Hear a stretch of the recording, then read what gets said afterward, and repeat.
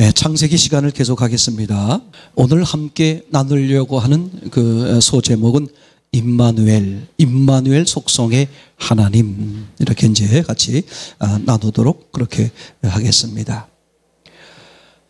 임마누엘 속성을 이야기하자 그러면 이제 앞에서 여호와 속성을 이야기했고요. 또 그 앞에서 엘로힘 속성을 이야기하게 되었습니다. 그러니까 우리가 명확히 준비하고 계획할 것은 하나님은 한 분이시다, 그죠? 그리고 하나님이 누구와 관계할 때, 사람과 관계할 때 속성을 달리하신다. 이게 다른 쪽이 아닙니다. 사람과 관계할 때 하나님은 한 분이심에도 불구하고 어떻게 하신다? 속성을 달리하신다, 그죠?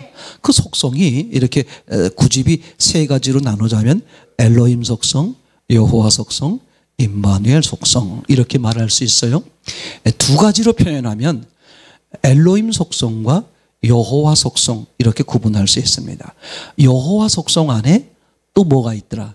임마누엘 속성이 있더라, 이렇게 이제 하는 거고요. 자, 그러면 그죠? 엘로힘 속성과 여호와 속성은 그럼 이제 어떻게 해서 어떤 차이가 있느냐? 우선 그 출발점을 생각해 보면 이런 거였습니다. 창세기 1장, 창세기 2장이 똑같이 창조 이야기임에도 불구하고 창세기 1장에서는 엘로힘 하나님이 창조하셨다, 이렇게 표현을 하고 계시고, 창세기 2장 이제 똑같은 사람 창조임에도 불구하고 여호와 하나님이 창조하셨다, 이렇게 하나님 자신의 호칭을 하나님 스스로가 달리하시더라. 아니 목사님, 그게 뭐 하나님이 쓰신 것입니까? 모세가 쓴 거죠. 모세가 썼다고 보는 사람은 사진 시각이라 그랬죠. 뭐만 보는 거예요? 눈에 보이는 것만 보는 거죠. 그죠? 모세의 손을 통해서 쓰셨겠죠. 근데 겉으로 볼 때는 모세의 손이지만 알명인 뭐예요? 하나님의 손이죠. 이게 중요합니다. 원인을 보는 게 중요하다고 말씀을 드렸어요. 오늘 오전 시간에도 그죠? 속 안에서 하나님이 하시는데 겉에 보여지는 도구, 나라는 도구를 이용해서 내 안에서 하나님이 선한 일을 하시는 거잖아요. 근데 그게 사람 눈에는 어떻게 보이는 거죠? 보여지는 사람만 보이다 보니까 사람이 하는 거구나. 또 본인 자신도 착각해서 누가 한다고 생각해? 내가 교만해지고 말이죠. 이런 무를 범하는 거잖아요. 그죠? 그래서 원인 시각으로 보면 설계도 시각이죠. 누가 하셨다? 하나님이 하셨다. 하나님이 쓰신 거다. 근데 하나님이 하나님 자신을 표현할 때 왜 창세기 1장에선 엘로힘 하나님이 만드셨다, 창세기 2장에는 여호와 하나님이 만드셨다, 왜 이렇게 다르게 표현할까? 거기만 그런 게 아니라 창세기 6장, 7장 넘어가게 되면은 그죠? 노아에게 방주를 만들려고 그래서 동물을 집어넣는데 6장에서는 그죠? 한 쌍씩 집어넣었다는 거예요. 누구 말대로? 엘로힘 하나님의 말대로. 그리고 창세기 7장에는 그죠? 정한 것은 7쌍, 부정한 건 한 쌍씩 넣었다는 거예요. 누구의 말대로? 여호와 하나님의 말대로. 그러면 같은 하나님이신데 왜 다르게 표현할까? 아주 중요하겠죠. 그리고 레위기에 가서는 어떤 일이 벌어지느냐? 그죠? 레위기에서는 제사를 드리는 장면인데 계속해서 제사를 받는 그 대상이 누구다?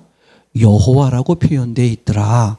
그러면 우리는 당연히 왜 그렇게 다르게 표현했을까? 한 하나님이신데 그렇게 하면서 뭘 발견하게 됐다? 한 하나님이신데 하나님의 속성, 하나님이 사람에 따라서 내지는 그죠? 사람에 따라서 내지는 상황에 따라서 하나님 자신을 다르게 표현하고 다른 성품으로 나타내시더라. 그래서 그거를 정리해 보니까 세 단계로 구분해 볼 수 있는데 엘로힘 속성, 여호와 속성, 임마누엘 속성. 자, 그러면 엘로힘 속성은 뭐냐? 그죠? 엘로힘 속성은 이렇게 말할 수 있겠죠. 객관적인 문제야, 그냥. 다시 말하면 상대와 상대인 사람과 하나님이 아직 서로 뭐야? 서로 소통하는 사이가 아닌 거죠. 물론 하나님은 상대를 너무나 잘 아시죠. 근데 문제는 사람이 하나님을 몰라보는 거잖아요. 그러니까 관계가 아직 맺어지지 않은 거요. 어색한 관계요. 일방적인 관계요. 이해되겠죠? 대면 그렇게 대하는 관계요. 이런 관계에 하나님이 사람들에게 나타날 때 나타내는 모습이 엘로힘적 속성이다. 이렇게 이제 표현을 하게 된 것이고, 그 다음에 그 사람이 하나님의 존재와 하나님의 뜻을 점점 알아가면서 하나님과 뭘 하게 돼요?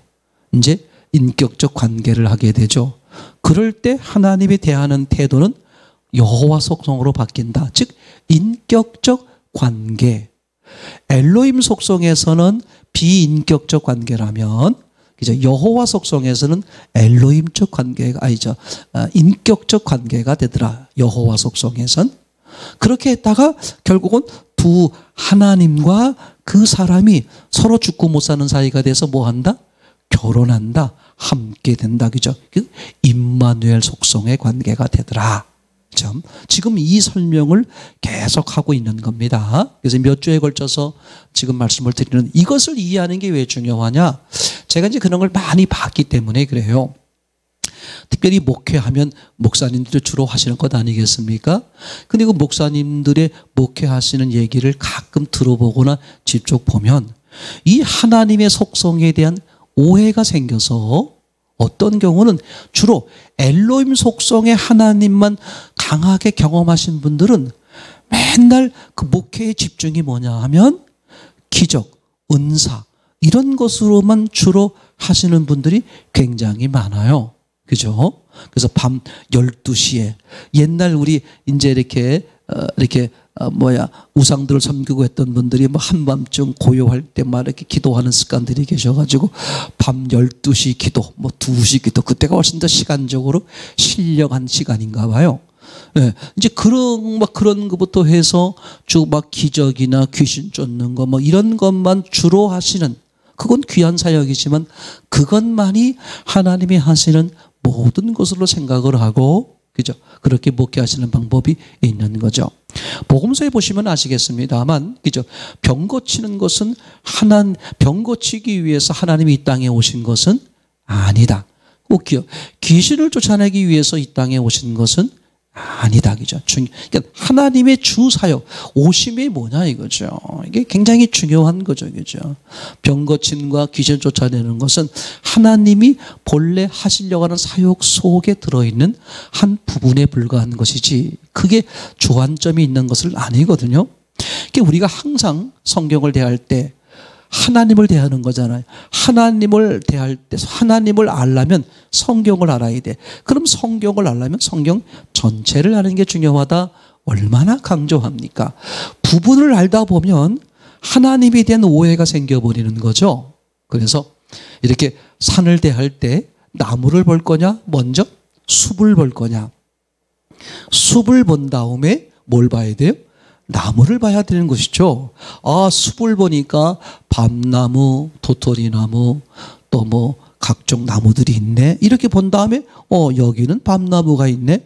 여긴 도토리나무가 있구나. 이렇게 숲을 전체를 본 다음에 부분을 봐야 오해가 생기지 않는데, 부분을 봐놓고 전체를 확대하는 거죠.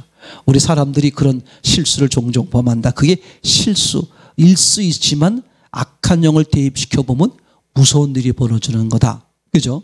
대부분 다 사람들이 한 남자 한 여자와 이렇게 한평생 살다가 평가하길 뭐라고 말해요? 남자들이란, 여자들이란. 그죠? 보통 한 남자밖에 안 살아봤는데 남자들이란, 또는 한 여자밖에 안 살았는데 여자들이란, 이렇게 부분을 확대하는 게 상당히 위험할 수 있다.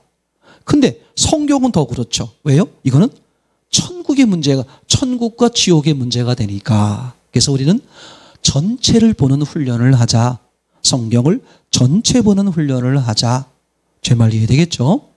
이제 그렇게 해서 하나님이 엘로힘의 속성, 그 다음에 여호와 속성, 그리고 그 안에 들어가 보니까 또 임마누엘 속성, 이렇게 이제 구분되는 거죠. 자, 그러면 우선 임마누엘이라는 말 먼저 한번 생각을 해볼게요. 임마누엘, 그죠? 성경을 보겠습니다. 이사야서 7장 14절 말씀 됩니다. 그러므로 시작. 그러므로 주께서 친히 징조로 너희에게 주실 것이라.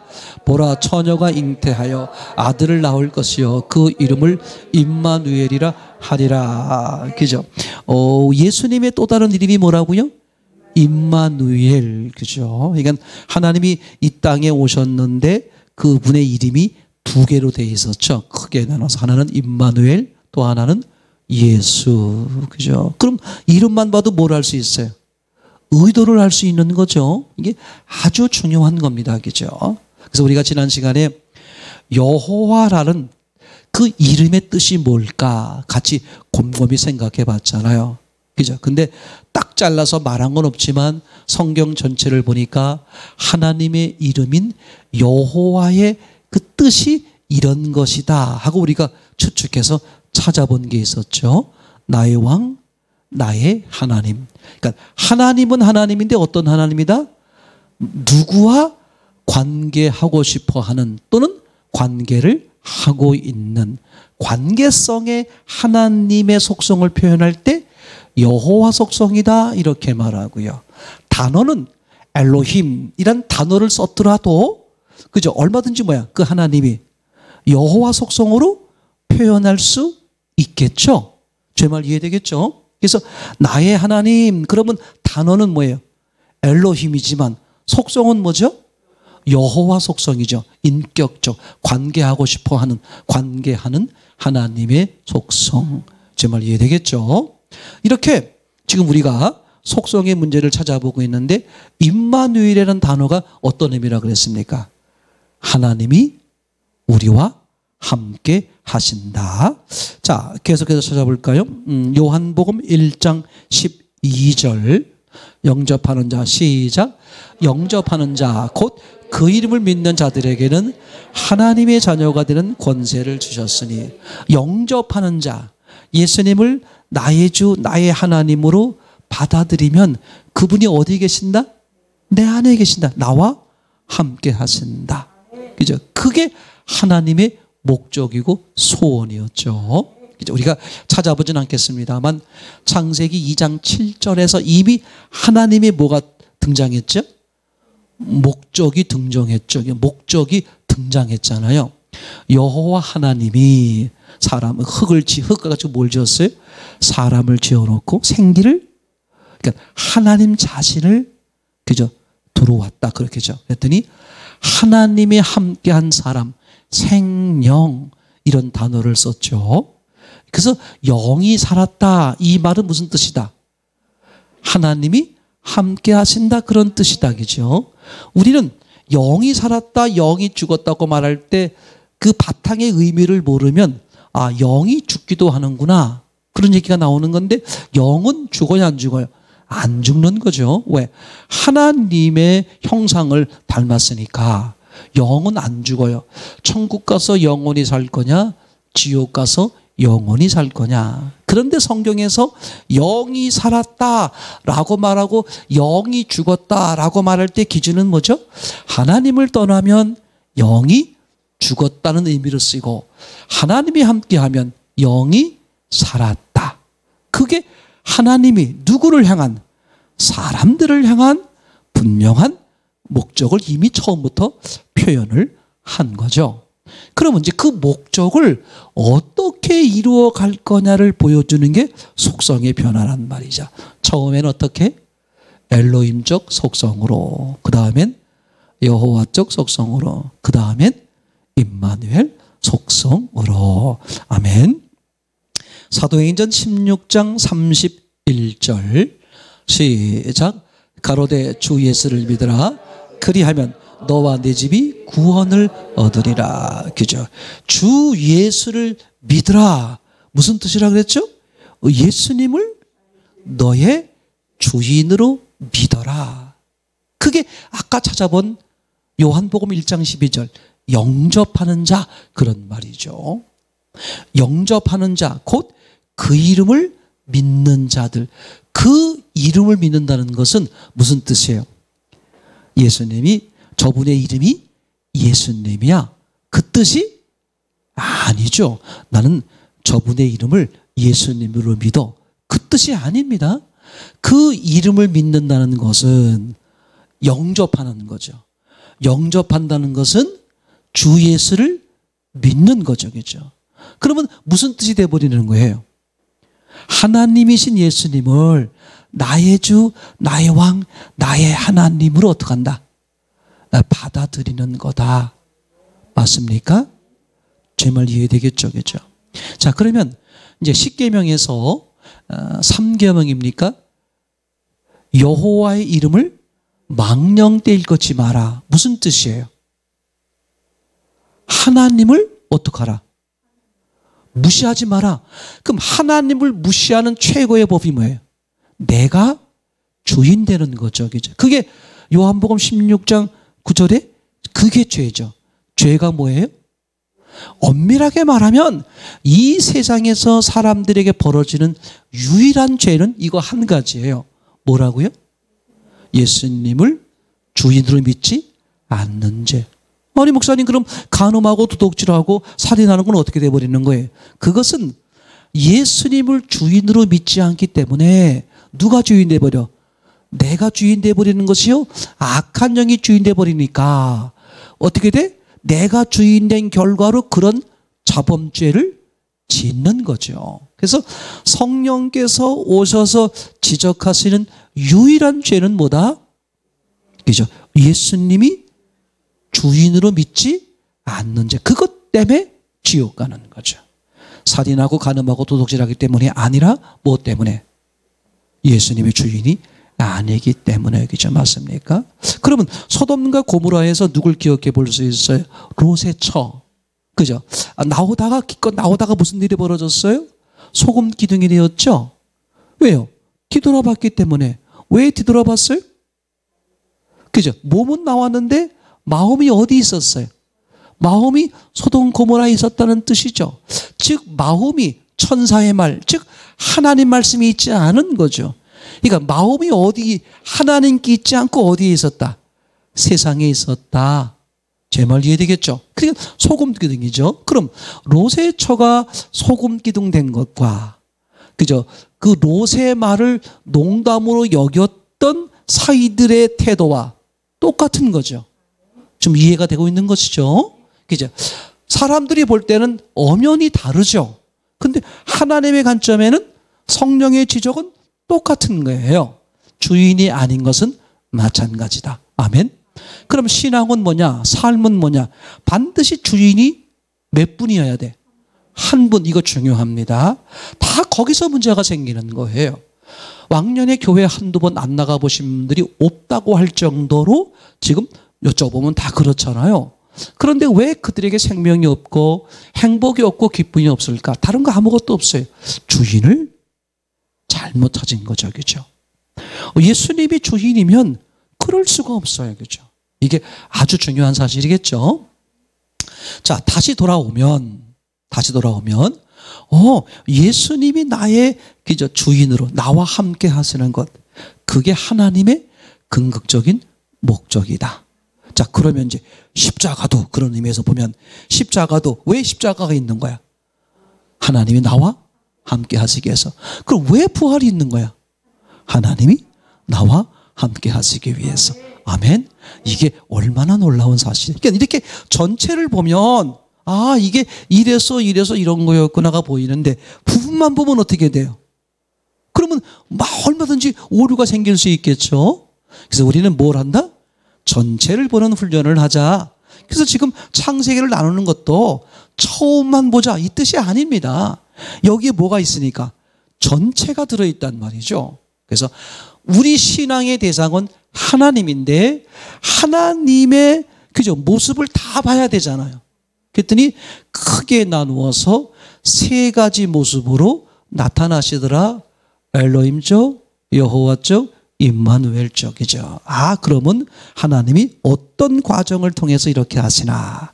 자, 두 번째, 이제 신앙의 단계를 보겠습니다. 그러면 신앙이 어떤 단계로 자라는 걸까? 사도 에레미야서입니다.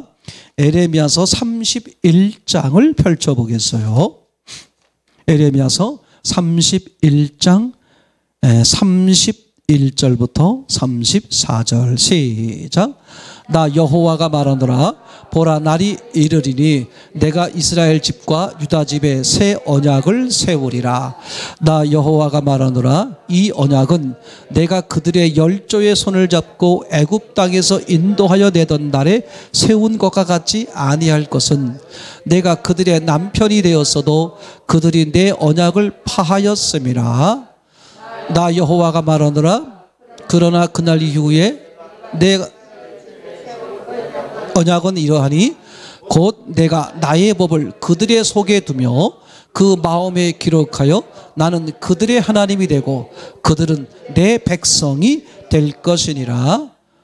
그들이 다시는 시작. 그들이 다시는 각기 이웃과 형제를 가리켜 이르기를 너는 여호와를 알라 하지 아니하리니 이는 작은 자로부터 큰 자까지 다 나를 알미니라. 내가 그들의 죄악을 사하고 다시는 그 죄를 기억지 아니하리라. 여호와의 말이니라. 그죠? 첫 번째 세웠던 언약은 언제 세운 거냐 하면, 그죠? 쉽게 말하면 광야 모세와, 그죠? 모세 백성들과 세운 거잖아요. 그렇게 해서 남편과 아내가 되었음에도 불구하고 어떻게 됐다? 그 관계가 깨졌다. 그래서 새로운 언약을 맺어야 되겠다. 그러면서 새로운 언약을 맺은 내용이 뭐야? 아예 너희 속에 들어오겠다. 그죠? 자, 이게 너무 놀라운 사실이에요. 그러니까 하나님이 지금 왜 이런 과정을 사용하시느냐? 하나님이 처음 정한 목적을 이루시기 위해서 뭐였죠? 제일 처음 창세기 2장 7절 생령 임마누엘이죠.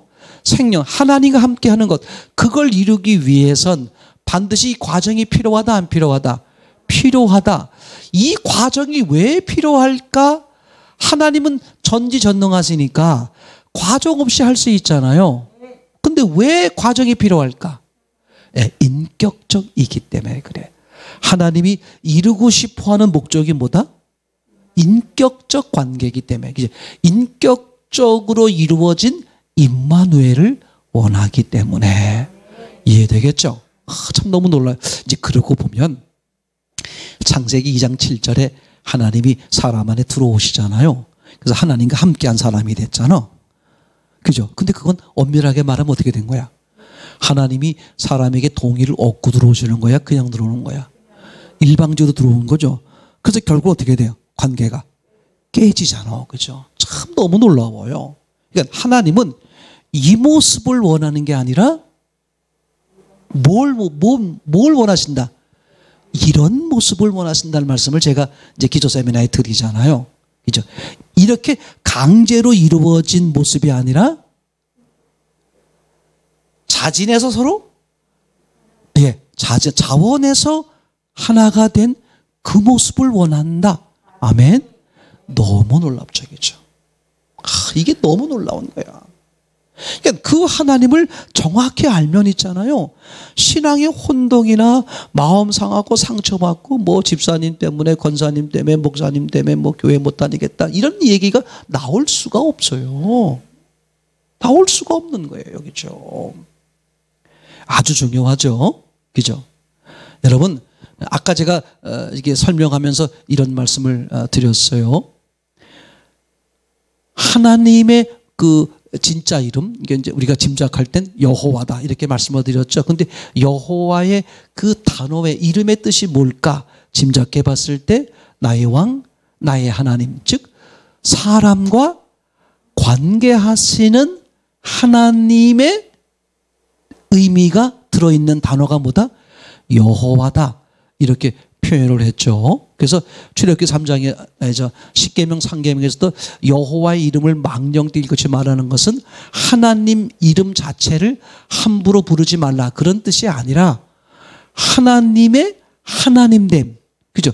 나의 주, 나의 왕, 나의 하나님이심을 뭐하지 마라? 무시하지 마라.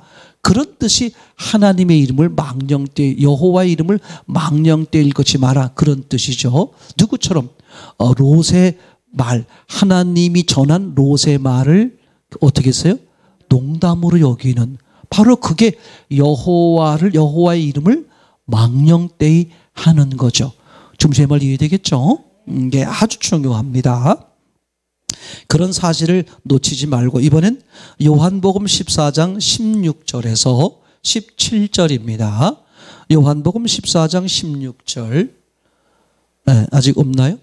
찾아보겠습니다. 같이 보겠습니다. 시작. 내가 아버지께 구하겠으니 그가 또 다른 보혜사를 너희에게 주사 영원토록 너희와 함께 있게 하시리니 저는 진리의 영이라 세상은 능히 저를 받지 못하나니 이는 저를 보지도 못하고 알지도 못함이라. 그러나 너희는 저를 아나니 저는 너희와 함께 거하시며 너희 속에 계시겠음이라. 아멘. 아까 그죠? 에레미야서에도 말한 것처럼 남편과 아내 관계였는데 너희들이 깨트렸다.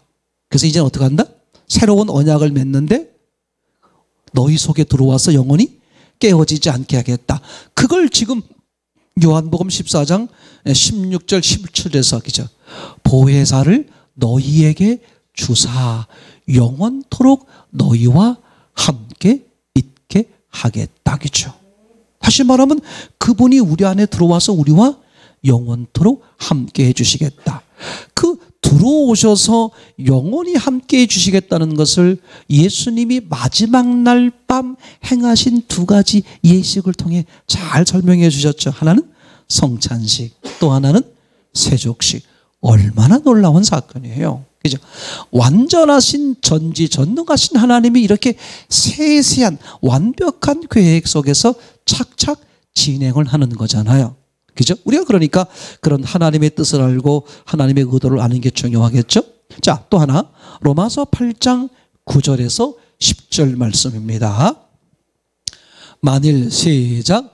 만일 너희 속에 하나님의 영이 거하시면 너희가 육신에 있지 아니하고. 잠깐. 자, 보여주면서 하나님의 영이 어디 안에 있어야 돼? 그죠? 우리 안에 있어야 돼요. 그래 우리가 육신에 속한 사람, 옛사람에게 속한 사람이 아니라 새 생명, 새 사람이라는 것이죠. 누가? 하나님의 영이. 계속해서 보시죠. 그죠? 누구든지 시작. 누구든지 그리스도의 영이 없으면 그리스도의 사람이 아니라. 보세요. 그리스도의 영이 없으면 어디에? 우리 몸 안에죠. 그죠? 그러면 그리스도의 사람이 아니라 새 생명이 아니라 그런 얘기죠. 10절. 또 시작.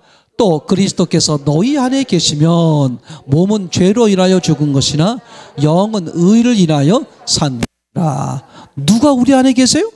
그리스도. 하나님의 영, 그리스도의 영, 그리스도. 이걸 다르게 표현하면 성부 하나님, 성령 하나님, 성자 하나님이 어디 안에? 내 안에. 그죠? 세 분이 내 안에 들어와서 나와 함께 살아주시는 것. 이게 임마누엘이고 하나님이 궁극적으로 원하시는 목적인데 단 어떻게 이루려고 하신다? 인격적으로. 그죠? 이게 너무 중요한 사실이에요. 그죠? 그래서 여기 그 마지막 절 한번 다시 보여주실래요? 로마서 8장 10절 시작.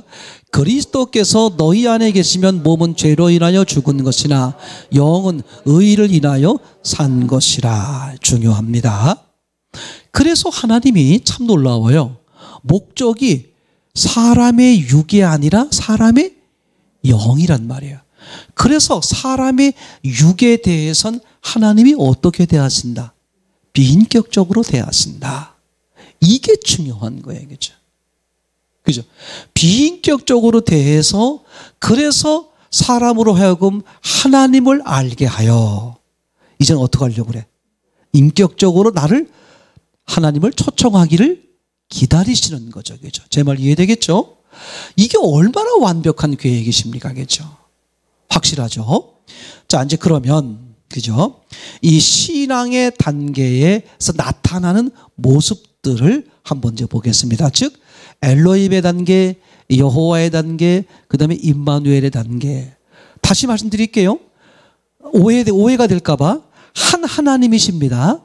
한 하나님인데 속성을 다르게 나타내실 분이다. 그럼 이분이 아무 생각 없이 다르게 나타내는 게 아니라 이분이 그렇게 나타날 때에는 상대가 그러하기 때문에 종종 우리가 이런 말씀을 드리고 그랬습니다. 성경을 대할 때 예수님과 또는 사람들이 서로 이제 대화를 주고받거나 사건이 벌어졌어. 그럼 그 사람이 어떤 고백을 하고 어떤 말을 하고가 중요하죠. 그렇지만 그 사람이 중요한 고백을 했다고 할지라도, 그럴듯한 고백을 했다고 할지라도 그 사람의 고백에 대해서 하나님이 어떻게 평가하시는가가 더 그게 기준이다. 아멘? 아주 중요한 거죠. 이걸 놓쳐버리면 큰 문제가 생긴단 말이에요. 이해되겠죠? 그러니까 우리는 아니 저 장로님 같은 분에게 왜 하나님이 이렇게 대하시는 거야? 그럼 우리는 누굴 따라야 돼요? 그렇게 대하시는 하나님의 속성을 믿는 거예요. 제 말 이해되겠습니까? 왜? 하나님은 그 사람을 너무나 잘 아시니까. 얘기가 되나요? 아주 중요합니다. 그래서 항상 뭐가 기준? 하나님, 예수님이 기준이시다. 그죠? 자, 이분이 엘로힘 속성으로 있을 때 나타나는 모습, 여호와 속성으로 있을 때 나타나는 모습, 그 다음에 임마누엘 속성으로 있을 때 나타나는 모습을 한번 보겠습니다. 예, 사진을 보면 이렇게 되어 있습니다. 자, 우선 엘로힘의 속성, 그죠? 성경으로 말하면 뭐라고 말할 수 있냐면 창세기는 엘로힘 속성으로 하나님이 시작하시는 거다. 창조 이야기부터 해서, 그죠? 그래서 하나님께서 출애굽기 6장에 누구에게, 그죠? 모세에게 그렇게 말씀하는 장면이 나오죠. 너희 조상 아브라함과 이삭과 야곱에게는, 그러면 그때가 어느 시대다? 창세기 때에는 이렇게 되는 거겠죠. 그죠? 나의 이름을 여호와로는 알리지 않았고 전능하신 엘로힘으로 표현했다 그러잖아요. 그럼 그 당시에 하나님의 이름이 여호와인지를 몰랐을까? 아니라 그랬죠. 하나님 이름을 다 안다 그랬어요. 하나님의 이름을 안다고 해도 예를 들면 이렇게 생각합니다. 제가 홍승미 집사님이란 저분의 이름을 홍승미라고 안다고 해서, 그죠? 홍승미 집사님이 자기 남편 대하듯이 저를 대하겠냐면 속성은 틀리는 거예요. 제 말 좀 이해되겠죠? 그러니까 창세기 때에는, 다시 말하면 처음에는 하나님이 엘로힘적으로, 이제 일방적이요 비인격적으로 대하시다가, 이런 뜻이 되겠죠. 그래서 창세기, 성경으로 말하면 창세기는 엘로힘적 속성으로 시작하시는 장면이다. 그런 다음에 이제 여호와 쪽이에요. 여호와 쪽에는, 즉 성경으로 말하면 출애굽기부터 말라기서까지. 왜 출애굽기냐?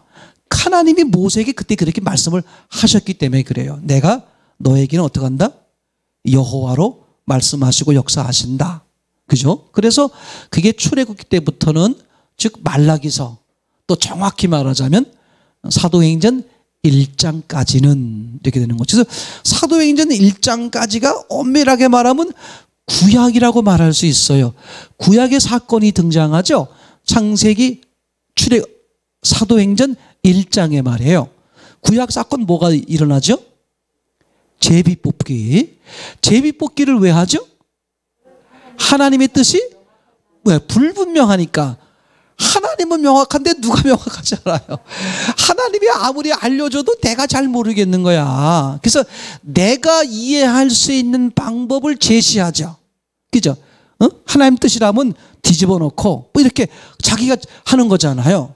제 말 이해되겠죠? 즉 하나님과 원활한 모양, 그죠? 이 소통이 안 되고 있는 그런 모습이잖아요. 그래서 사도행전 1장까지가 엄밀하게 말하면 여호와 속성이다. 그랬다가 사도행전 2장에 성령 강림이죠. 사람 속에 들어오시는 하나님. 그때부터 뭐야? 그때는 이제 임마누엘이다. 성경을 이렇게 세 개로 나눠볼 수 있죠. 이거를 저는 이렇게 표현했습니다. 한 사람이 변해가는 과정이다. 창세기 때에는, 내가 교회에 처음 나왔을 때에는, 또 출애굽기 때에는 이러저러한 기적과 뭐 이런 걸 경험하면서 하나님을 이제 알고 하나님을 사랑하는 사이가 됐을 때에는, 그죠? 그랬다가 이제 어떻게 되는 거예요? 사도행전 때에는 그 예수님을 나의 주인으로 받아들인 후에 살고 있을 때에는 이렇게 구분해 볼 수 있겠죠. 또 여기 제가 뭐라고 사진을 계속 보여주세요. 계속 제가 또 뭐라고 말씀을 드렸냐면 창세기 때임에도 불구하고 그 안에는 뭐가 다 있다? 예, 엘로힘 속성, 여호와 속성, 임마누엘. 그러니까 아브라함은요 처음엔 뭐였어요? 엘로힘 속성이었지만 하나님을 알기 시작하면서 아브라함과 하나님은 무슨 관계가 돼? 여호와 관계가 속성 관계가 되는 거죠. 그랬다가 그죠? 이제 아브라함이 하나님을 믿으니 그를 의로 여기셨다. 뭐가 되는 거예요? 임마누엘이 되는 거잖아요. 그러니까 창세기에서도 구원받은 사람이 있다 없다? 있죠. 그죠? 창세기 5장 24절부터 시작해서 누가 있습니까? 에녹이 맞습니까? 하나님과 뭐 했어요?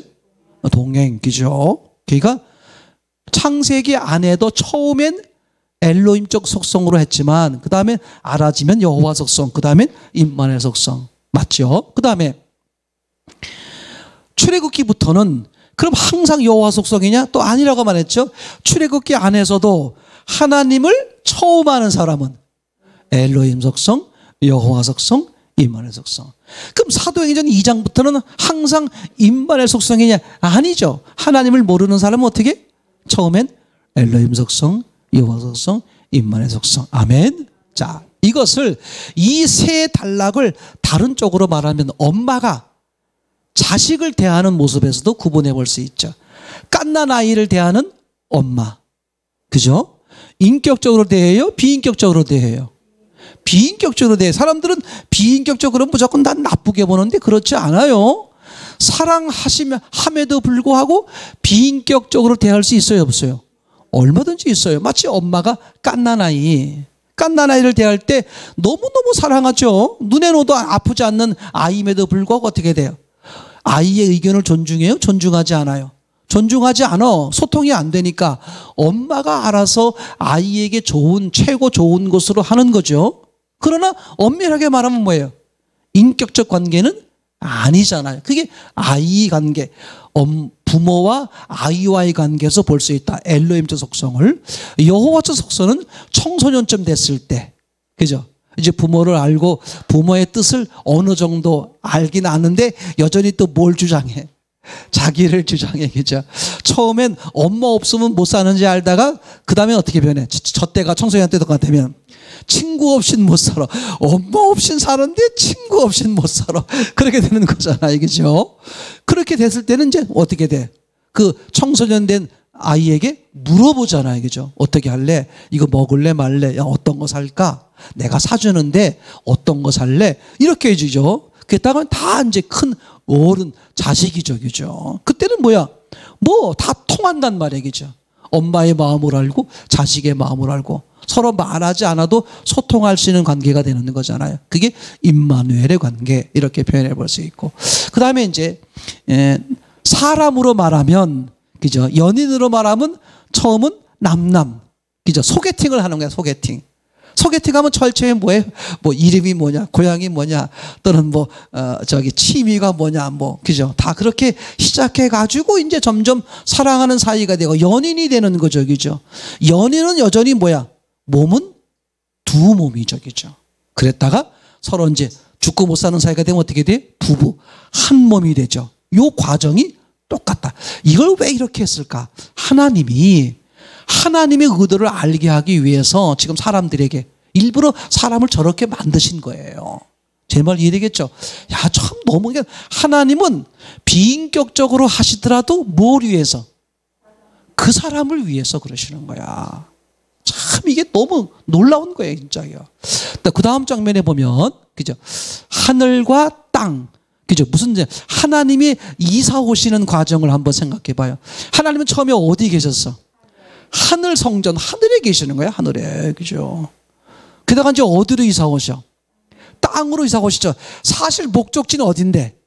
사람 속인데, 하늘에 계시다가 뜬금없이 사람에게 오려고 그러면 사람이 어떻게 돼? 겁을 내요. 저렇게 그래서 실제로 그렇잖아요. 그 제자들부터 해서, 그죠? 하나님이 이 땅에 오셔서 막 성전에 이렇게 내려오시면 사람들이 막 겁을 먹고 고개를 못 들지 않습니까? 그냥 그 중간 과정이 필요한 거야. 왜 중간 과정이 필요하다? 뭐 때문에? 인격적 관계 때문에 그렇다. 그러니까 하나님이 이 모든 불편함을 다 감수하시는 거야. 얼마든지 일방적으로 할 수 있잖아요. 능력이 많고 하시니까. 근데 하나님은 당신의 능력만 가지고 하려고 하는 게 아니라 그 사람의 동의, 그 사람의 인격적 관계를 함께 하고 싶기 때문에 이게 이제 하나님이 어려워하시는 것이죠. 그렇죠? 그래서 처음엔 하늘에 계시다가, 그죠? 그 다음엔 주민등록을 어디로 옮기세요? 우리 옆집으로 옮기시는 거야. 그랬다가 이제 주민등록을 나중에는 어디로 옮겨? 우리 집으로 옮기려고 그러는 거죠. 즉, 내 안으로 옮기려고 그러는 거잖아요. 그래서 여러분 이 과정 속에서요, 아직도 많은 문제 남아있는 게 뭐냐 하면 자꾸 이제 교회를 성전 이렇게 이제 말씀하시는 분이 계시거든요. 사실은 하나님이 본래 말씀하신 의미는 그런 뜻이 아니죠. 지금은 성전이 뭐가 돼야 되는 거예요? 사람이 성전이 돼야 돼.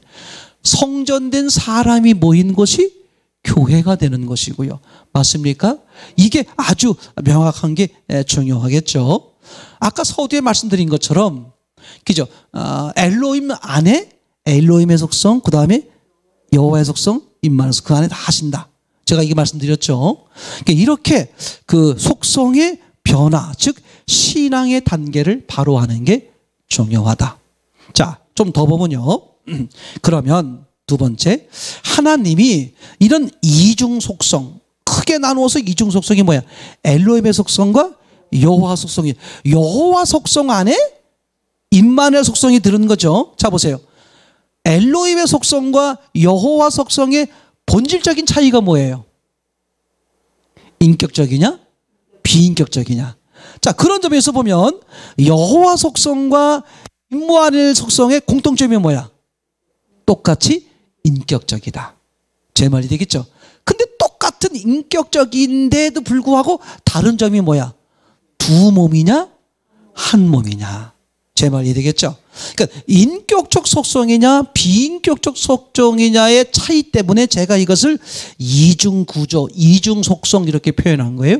엘로힘의 속성, 비인격적, 그 다음에 임마누엘, 여호와 속성, 인격적, 그죠?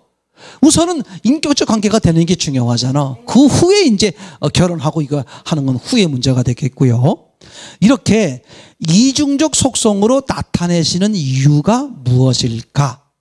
다시 정리해 보는 거예요, 이제. 자, 출애굽기 3장 14, 15절. 예. 보겠습니다. 시작. 하나님이 모세에게 이르시되 나는 스스로 있는 자 아니라 또 이르시되 너는 이스라엘 자손에게 이같이 이르기를 스스로 있는 자가 나를 너희에게 보내셨다고 하라. 하나님이 또 모세에게 이르시되 너는 이스라엘 자손에게 이같이 이르기를 나는 너희에게 보내신 이는 너희 조상의 하나님 곧 아브라함의 하나님, 이삭의 하나님, 야곱의 하나님 여호와라 하라. 이는 나의 영원한 이름이요 대대로 기억할 나의 표현이라. 그죠? 자, 이렇게 이제 하나님이 분명히 당신 자신에 대해서 뭐라고 표현해서 나는 전능의 하나님, 그죠? 엘로힘 하나님이다. 스스로 자기를 표현하는 거거든요. 한마디로 말하면 스스로 있는 자다. 그죠? 왜 하나님이 그렇게 표현했을까? 우리 지난번에 같이 엘로힘 시간에 같이 이야기를 나눴습니다만 왜 하나님을 엘로힘이라는 단어의 뜻 속에 신들 그랬죠? 그죠? 신들. 이것은 삼위일체 하나님을 의미할 수도 있지만 또 다른 의미가 있다. 그것은 사람들이 이해하고 있는 그 신의 개념으로 다가오신다. 눈높이 교육 아주 중요합니다. 이게 더 중요한 거예요. 눈높이 교육. 하나님은 그 사람에게 그 사람이 알아들을 수 있도록 그 사람이 확실히 인정할 수 있는 카드를 이용하세요. 그래서 옆에 사람은 다 뭐라 그래도 그걸 직접 경험한 나는 맞아. 하나님 계셔. 하나님 내게 하셨어. 하나님 내게 오셨어. 이렇게 말할 수 있게 되는 거예요. 이게 너무 놀라워요. 사도 바울 이전에 사울에게 하나님 등장했을 때 다른 사람들은 막 빛이 비쳤다. 천둥 같은 소리가 났다. 그것밖에 못 들은 거야. 근데 사울만 누굴 만나요? 예수님을 만나는 거야. 너무 놀랍죠? 그래서 신앙이 이제 그런 점에서 본 객관적이었던 신앙이 뭐가 돼버리는 거야? 주관적이 돼버리는 거예요. 나와 상관없던 이야기는 객관적이야. 그게 엘로힘 속성의 하나님이죠. 그랬다가 그분을 만나고 나면 나는 뭐가 돼버려? 내 하나님, 실제 주관적인 하나님이 돼버려. 여전히 옆에 있는 사람은 뭐라고 말해? 객관적인 하나님, 약간 신 이렇게 있죠. 그래서 하나님이 왜 자신을 엘로힘, 신들이란 단어로 사용했을까? 사람들이 받아들일 수 있는 수준으로 다가오는 거죠. 그래서 이제 모세가 백성들에게 가서 말하려고 그러는데 모세 자신에게 숨어 있었던 그 이야기를 끄집어내죠. 아니, 가서 물어본 다음에 백성들이 이렇게 말하던데요. 그게 아니고 백성들에게 물어보지도 않고 백성들이 이렇게 말할 겁니다. 먼저 말해버려. 왜 말했을까? 자기 속에 그 내용이 있으니까.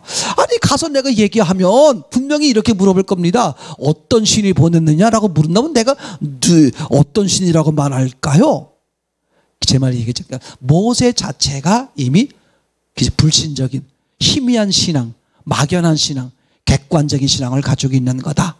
신앙은, 구원은 객관적인 신앙으로 못 받는 겁니다. 무슨 신앙으로? 주관적 신앙으로 받는 거예요. 그죠? 관계된 신앙으로 구원받는 거죠. 그래서 모세가 그렇게 어떤 신입니까? 그 이름이 뭡니까? 근데 이렇게는 안 물어보잖아. 잠깐. 신이란 게 뭡니까? 이렇게는 안 물어본다 그랬죠? 그럼 백성들은 적어도 뭘 알고 있다? 모세와 백성은 신은 알고 있는 거야. 다만 여러 신이죠.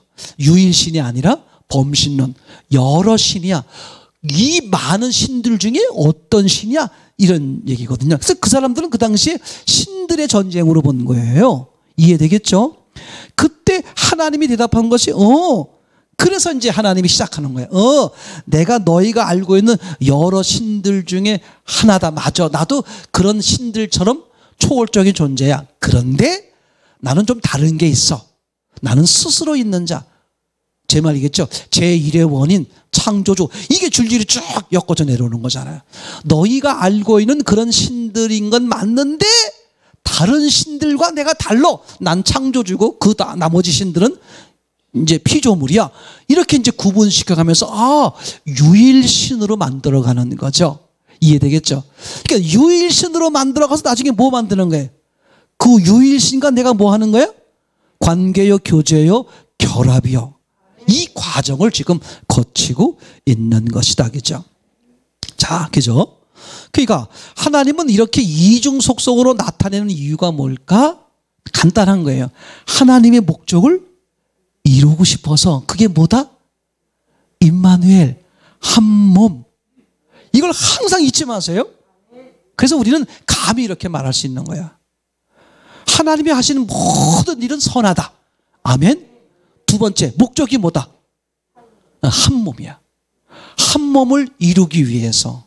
한 몸을 이룬 사람이라면 한 몸이 더 깊어지기 위해서. 그것밖에 없어요. 이게 아주 단칼로 쫙 정리가 돼버리는 거야. 그럼 내가 어떤 부분이, 그러니까 어떤 사람에겐 내가 하나님이 안 계시는구나. 그분을 받아들여서 한 몸 되는 기회를 삼게 만들고, 한 몸 된 사람에겐 내가 이제 다시 말하면 대한민국으로 말하면 수도, 서울은 정복이 됐는데, 제 말이겠죠? 아직 내가 저 지역에는 아직 정복이 덜 된 부분들이 있잖아요. 그럼 내가 어디가 정복이 덜 됐을까? 어디가 한 몸이 안 됐을까? 나로 하여금 그걸 알게 해서 내가 아직 부산이 항복이 안 됐군요. 제 말이 되겠죠? 물질 문제가 항복이 안 됐군요. 육체 문제가 한쪽이 안 됐군요. 먹는 문제가 하나가 안 됐군요. 그런 것을 알게 하셔서 그 부분을 또 우리가 어떻게 하는 거야? 항복하고 내놓게 하는 거잖아요. 와, 이게 그래서 그죠? 그 하나님의 원리를 복음서에 잘 표현하고 있었는데, 그죠? 누가복음 11장, 마태복음 12장이었어요. 더 강한 자가 오셔서 우리를 정복하죠. 정복하는데 악한 영을 어떻게 했다? 묶어두었다. 결박. 어디 있다는 거야? 그 안에 있다는 거야. 그죠? 결박해 두었어. 누가복음이 뭐라고 표현했어요? 이 악한 영이 지배하던 사람의 마음을, 그죠? 차지해가지고 나누어 가졌대. 누구와 나누어 가졌겠어? 그 악한 영과. 이죠. 그러니까 하나님은 강제로 안 하시는 거야. 인격적으로. 그 나눠져 있는 것을 우리를 통해서 뭐 하기 싶은 거야, 자꾸. 하나님이 지배해 주십시오. 하나님이 지배해 주십시오. 아멘? 야, 이게 아주 엄청난 놀라운 사실인 것이죠.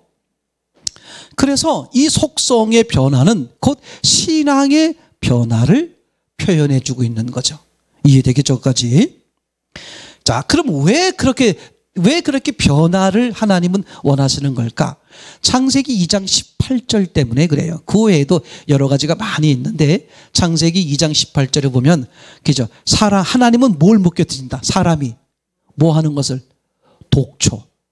혼자 있는 것을 못 견뎌 하신다. 자, 그럼 질문이요. 그럼 하나님이 사람들이 왜 혼자 있는 걸 못 견뎌 할까? 하나님 목적에 어긋나서 그래요. 어긋나서. 아니, 난 너에 대해서 아무 계획이 없어. 너 편한 대로 살아. 그러면 하나님이 마음에 걸릴 게 아무것도 없어요. 근데 왜 독초하는 걸 그렇게 못 견뎌 하시느냐? 그게 하나님 목적이고 하나님의 소원이기 때문에 그래요. 뭐가? 한 몸 되는 거겠죠. 그럼 우리를 발전대로 만들었잖아요. 그럼 발전하는 게 사람 입장에서 보면 뭘 발전하는 거야? 한 몸 되고, 그죠? 맞습니까? 두 몸이었는데 한 몸으로. 그럼 그분이 나의 마음의 주인으로 들어오시잖아요. 제 말이 되겠죠? 내 수도, 내 심장은 차지했는데 저 아직 부분은 어떻게 됐어요? 여전히 저 항군이 있단 말이야. 그죠? 내 아가지가 남아있단 말이에요. 내 육신의 속성들이 남아있단 말이야. 그럼 이제 인격적으로 그걸 하나하나 뭐야? 점령해 가시도록 내어드리는 작업. 아멘? 아, 이게 얼마나 명확해요. 이게 왜 우리가 평생을 사는 거냐? 이거 하기 위해서. 이게 순전히 제 생각입니다. 하나님의 계획도 아니고 하나님의 뜻도 아니고 순전히 제가 기도해 본 것도 아니고 제 생각에 그냥 보통 6, 70 사시다가 왜 이렇게 수명을 100년 정도로 늘려주셨을까? 제 생각이 6, 70대 가지고 데려가려고 그러니까 데려갈 만한 게 없어. 그래서 30년, 40년 더 주는 게 아닐까. 그죠, 그죠. 이게 축복이야. 축복이야, 축복. 난 이런 기도 하지 마세요. 하나님, 난 더 이상 소원 없어요. 나 데려가세요. 어련히 때 되면 데려갈까봐 그거 하지 말고. 그죠? 오늘 눈을 떴으면 어떻게 해야 돼? 오늘 할 일이 뭡니까?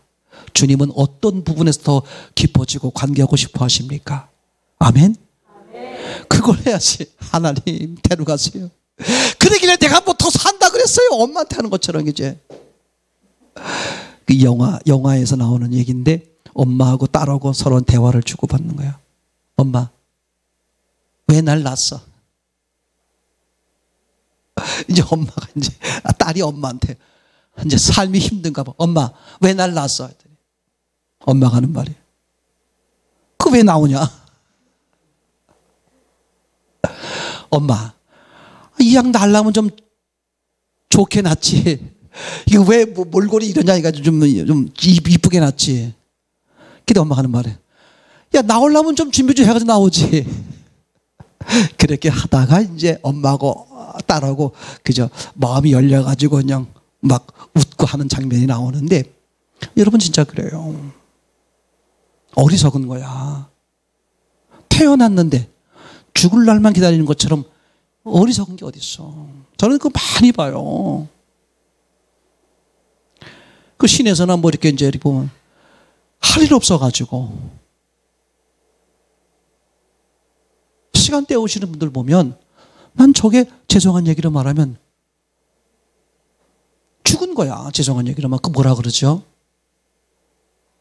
네, 그 뭐 이렇게 막 죽었는데 움직이는 거 있잖아. 강시 옛날 말은 강시는 뭐지?